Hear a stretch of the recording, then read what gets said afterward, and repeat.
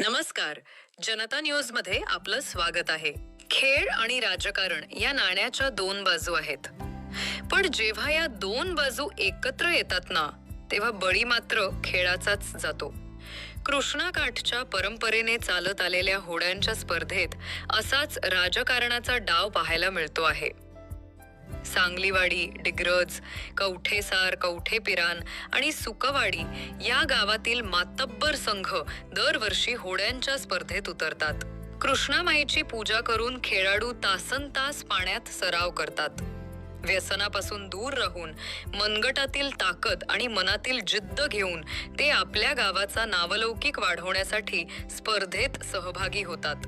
बोटीतल्या 6 खेळाडूंची एकजूट, मेहनत आणि शिस्त हीच त्यांची खरी ताकद असते.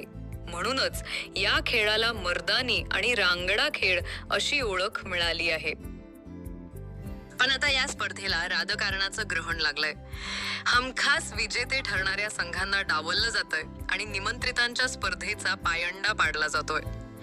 डाव प्रतिडाव खेळले जात असले तरी मेहनतीला पर्याय नसतो, हे मात्र विसरलं जाऊ नये. कारण हजारो प्रेक्षक ही स्पर्धा पाहण्यासाठी उत्साहाने जमलेले असतात. कोणता संघ उतरला, कोणाला वगळलं हे त्यांना अगदी ठाऊक असतं. या दर्दी प्रेक्षकांवर अन्याय होऊ नये हीच खरी अपेक्षा.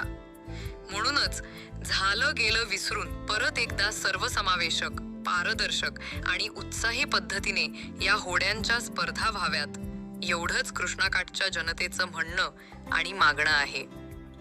जनता न्यूज, भिलवडी.